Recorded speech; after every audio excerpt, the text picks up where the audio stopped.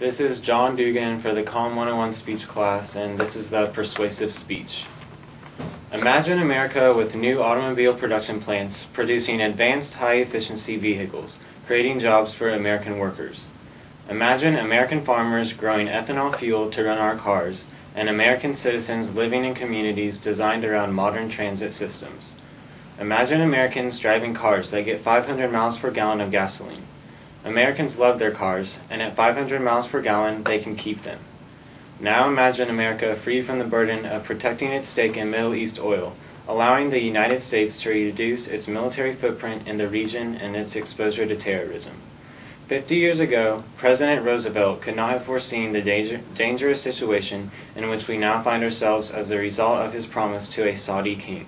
However, today the danger is all too clear.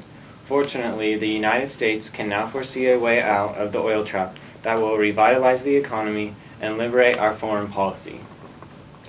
This vision of the future belongs to Tom Kalina, Executive Director of 2020 Vision, an organization that promotes increased citizen participation on global security and environmental issues like the U.S. oil dependency.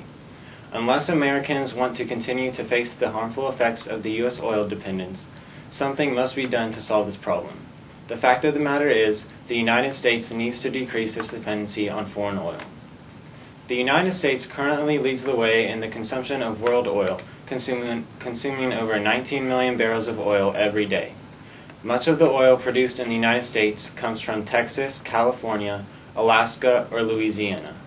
Over 60% of the U.S. oil is imported from foreign countries. The three main exporters of oil to the United States are Saudi Arabia, Kuwait, and Iraq. 1/4 of all the oil consumed in the United States comes from these three countries alone. These countries, along with the country of the United Arab Emirates, hold more than half of the world's oil reserves. On the other hand, the United States has only about 2% of total oil reserves. This is all according to Martin Feldstein, a professor of economics at Harvard University. While the United States uses 95% of its oil for transportation needs, it spends over $200,000 per minute on imported oil from foreign countries. According to Michael T. Clare of Salon Media Group, America will spend over $200 billion in 1 year on imported oil alone. The U.S. dependence on foreign oil is only expected to continue growing. By the year 2025, the United States is expected to import over 70% of its oil. The projected world demand for oil is 118 million barrels of oil every day. If this were to happen, the global oil output would have to increase by more than 50%. However, this is obviously not possible because oil supplies only continue to diminish over the years. According to Andrea Glass of eZine Articles, at the rate the world is going today, some scientists believe remaining oil reserves could be gone in as little as 40 years. One reason the United States should decrease its dependency on foreign oil is that it would reduce the United States' vulnerability to third world countries. The U.S. economy is becoming more and more dependent on third world countries for its oil, and these countries are some of the most unstable regions on Earth, having very weak economies. Political leaders in the Middle East recognize that the U.S. dependence on their oil gives them leverage over the United States. This is evident because as long as the United States is dependent on these foreign nations, it must pay whatever the cost may be in order to meet the domestic demand. As the United States continues to be dependent on foreign nations, it becomes more vulnerable to them because they have control over the U.S. oil supply. These foreign countries can choose how much oil is sent to the United States and how much it costs. Since the United States has no other main source of oil, it must do whatever it takes to receive oil from foreign countries. Besides reducing the United States' vulnerability to third world countries, another reason the United States should decrease its dependency on foreign oil is because it will decrease the chances of future conflicts with China and other fast-growing nations. China is second to the United States in oil consumption. However, this may not be the case much longer. With over 1 billion people, China has one of the fastest-growing economies in the world and is catching up to the United States. China's energy demand is expected to grow 150% by the year 2020. Its oil demand is increasing 7 times faster than America's. Like the United States, China imports about half of its oil and is also dependent on the Middle East. Possible conflicts may arise in the future as China begins to compete with the United States for oil. Current U.S. military actions in the Middle East could be looked at as an effort to dominate the oil resources by China. Since the United States has many troops overseas, China might feel that it is an effort to get ahead in the oil industry. The United States would then, as a result, be looked at as a potential threat to China because of the competitive oil market. In an effort to reduce its oil dependency, China is already taking steps to reduce its oil consumption, such as by raising fuel economy standards, which are higher than the United States, in an effort to prevent future problems.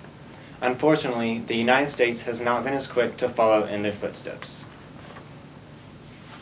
A last reason the United States should decrease its dependency on foreign oil is because it would help decrease prices at the pump and help strengthen the economy. The terrorist attacks of September 11, 2001 increased gas prices across the nation because of uncertainty in the world. Before the attacks, gas prices were around $1.40 per gallon. Afterwards, prices quickly jumped to about $1.90 per gallon. Although prices today are not as high as they used to be, we can all remember when gas prices jumped to over $4 a gallon. It is only a matter of time, however, that prices start to increase once again. If the cost of oil rises, so does the price of goods and services.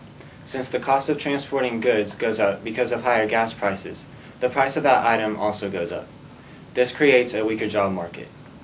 Higher gas prices also take away money from consumers that would usually be spent on other things like restaurant meals, electronics, and vacations. A 50-cent increase in the price of gasoline would cost the economy about $75 billion a year, according to Peter Coy of Businessweek. There are a variety of solutions that could help the U.S. dependence on foreign oil. First and foremost, the United States must commit to a goal and invest money in that goal instead of spending money overseas. Reducing oil dependency may save jobs, save the environment, save lives of troops trying to protect the oil, and free America from the vulnerability to the Middle East. One way of reaching this goal is to encourage growth of biofuels and alternative fuel sources. New fuels can be grown by American farmers. Agricultural leftovers, such as leaves, stems, and stalks, crops grown for energy use, such as switchgrass, and even garbage can be made into ethanol and methanol as fuel. Today's cars run only about 10% ethanol, which really is not enough to make a big difference.